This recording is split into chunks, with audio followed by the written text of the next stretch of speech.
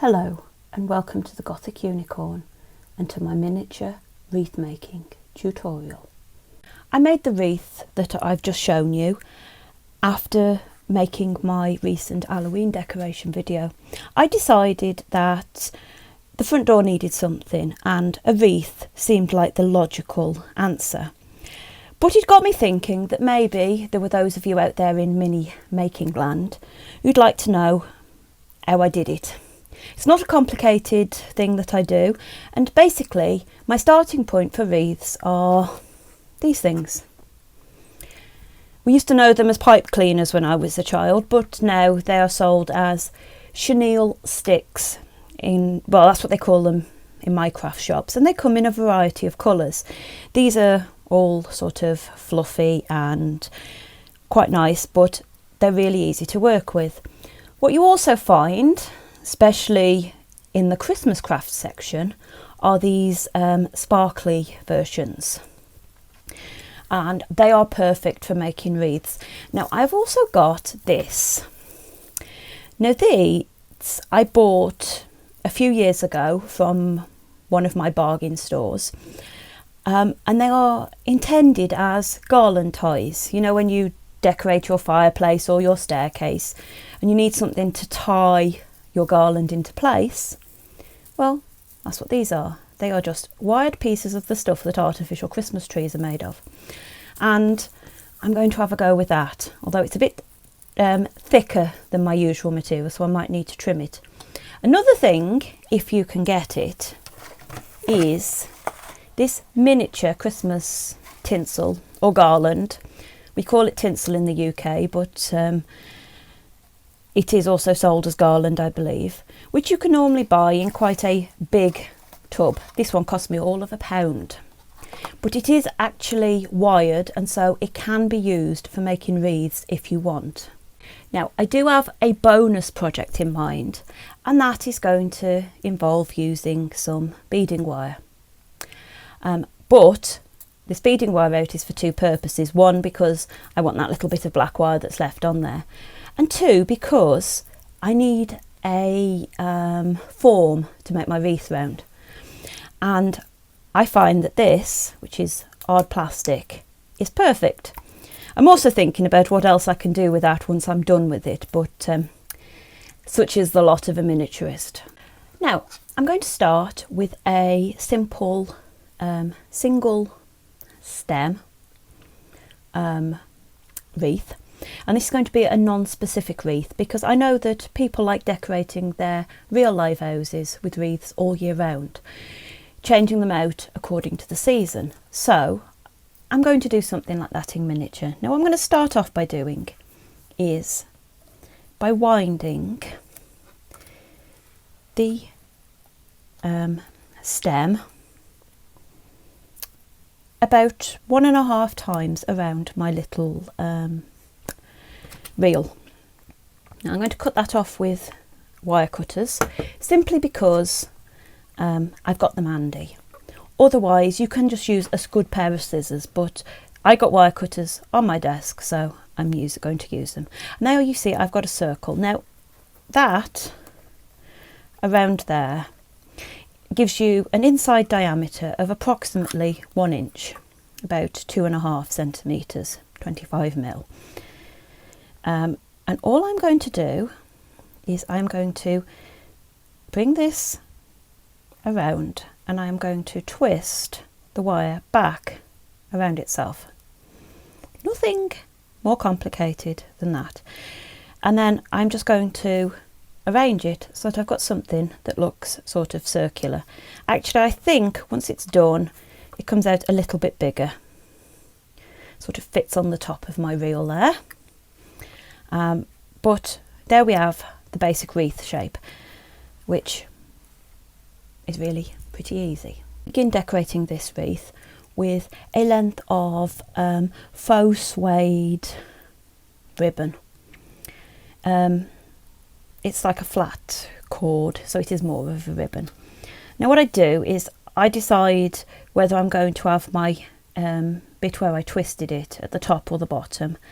I usually go for the top, and I decide which is going to be my front and which is going to be my back. And I think I'm going to have that as the front. So what I want to do is I want to get a bit of glue on my ever faithful cocktail stick. They do change, it's not the same one all the time. And I'm going to glue the end of this to the back of here.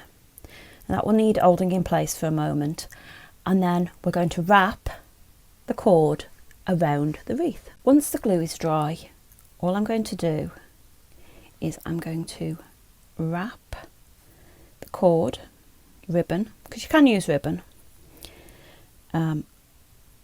It just needs to be only a few millimeters wide, or you know, sort of 1/8 of an inch ribbon at the most.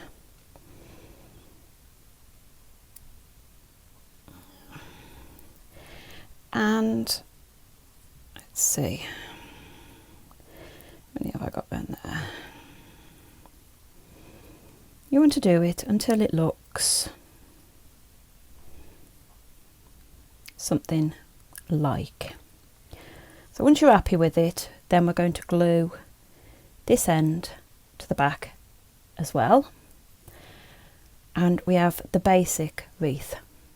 Now that I've got my ribbon all glued, I'm going to add a few final touches for this one. And what I've made is a tiny little sign to go on it, which is going to go on the side there. And I am literally going to put the tiniest drops of glue onto it. Can you see that?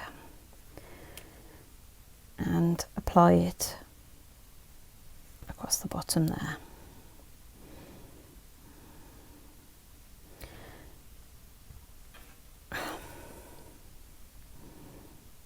And of course, because I'm filming, that one side does not want to stick down. I'll see if that stays. And I'm thinking that it's going to go this way with the nice what sits at the top. Now what I have made to go on this one is some little toadstools. And I'm going to stick the toadstools into place along the edge there. I'm not 100% sure where. So I have glued the little toadstools into place, and I've put a little bit of a pearlized dimensional paint on, so they've got some little dots.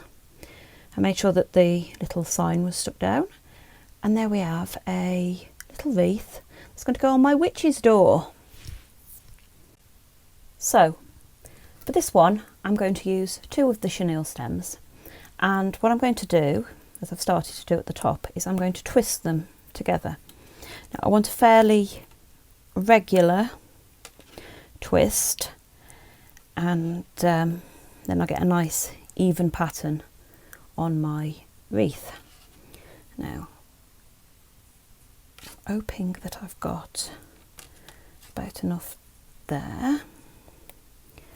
Let's try it around there. Oh yes, I've got plenty.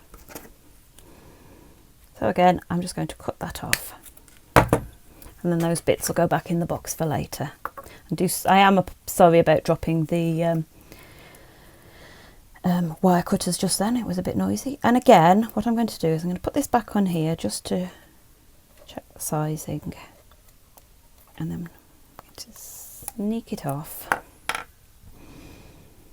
and I'm going to twist those bits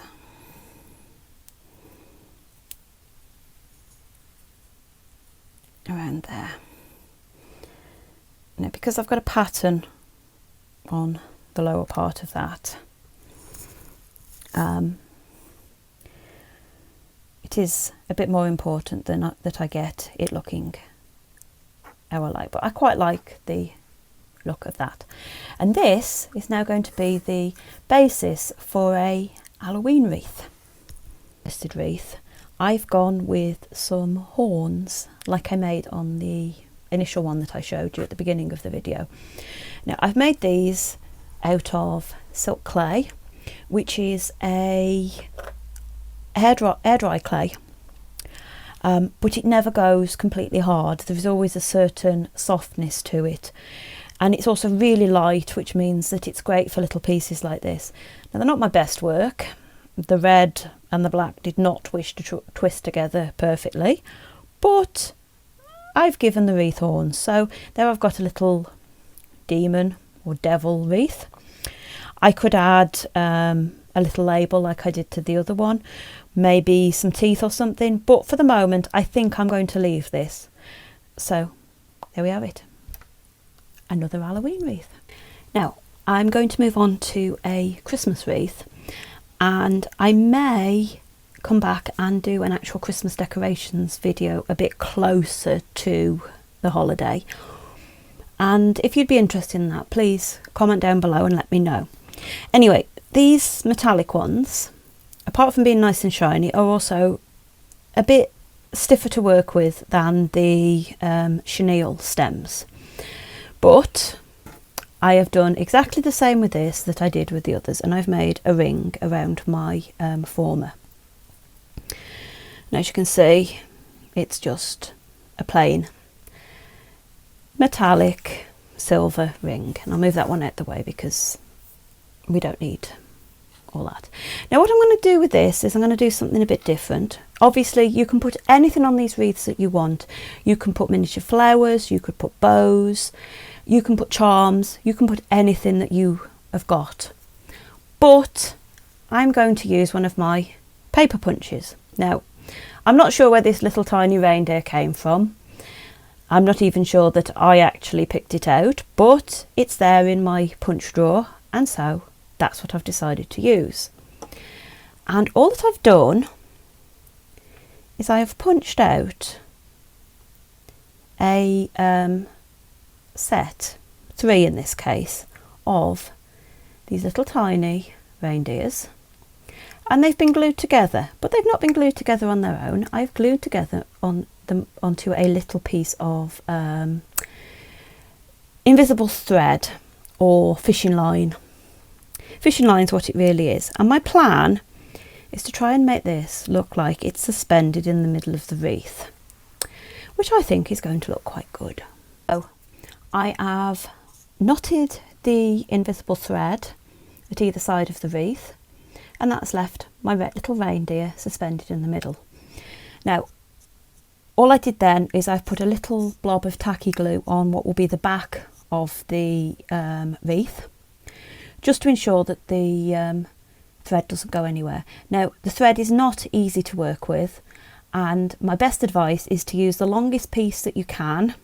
So you've got a nice long tail either side, and put a needle on each end, because using a needle makes it easier to knot the thread because you've got something to guide it through.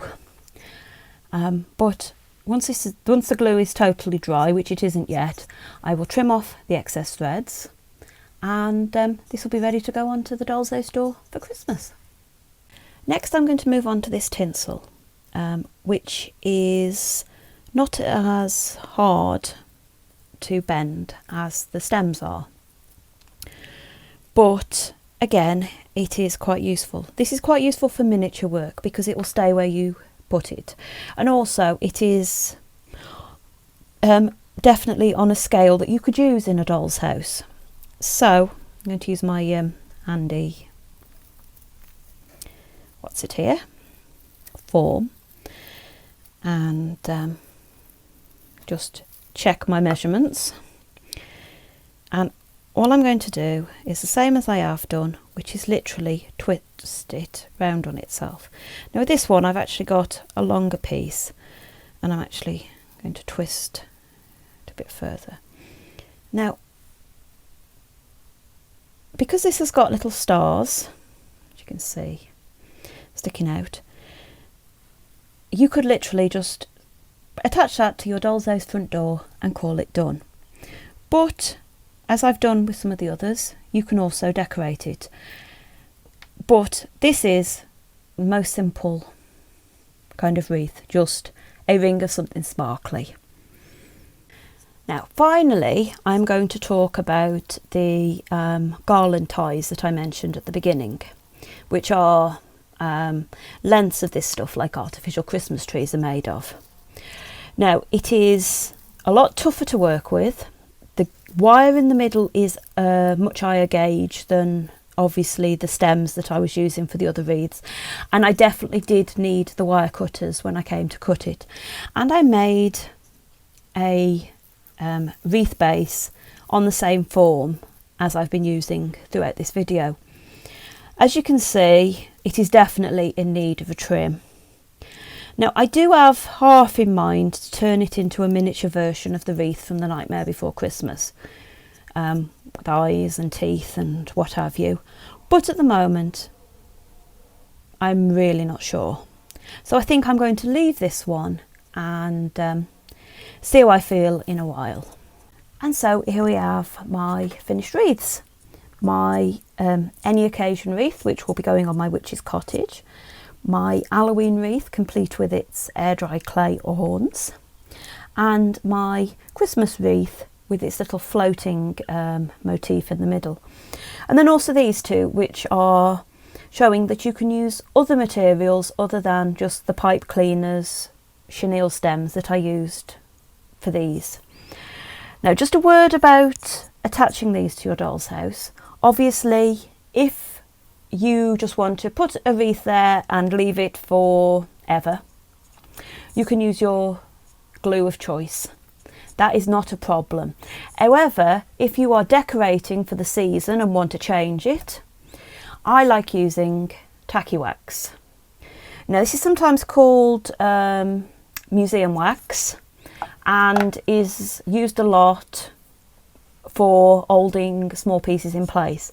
Now, a lot of people don't like it because they say it can leave a nasty residue behind. Well, I've never had this problem, and some of the items that were stuck in place in my big doll's house were there for a good many years before I moved them, and it didn't really leave much of a mark behind. And you can remove it with warm water and soap should you need to. Anyway, I haven't forgotten about the beading wire from the beginning, but that wreath I think is going to become a little extra video that in the first place I'm going to make available to my Facebook followers. So if you'd like a chance to see that in the future, subscribe, because it will appear on my channel at some point, or maybe consider following the Gothic Unicorn on Facebook. And for today I'd like to say thank you and goodbye.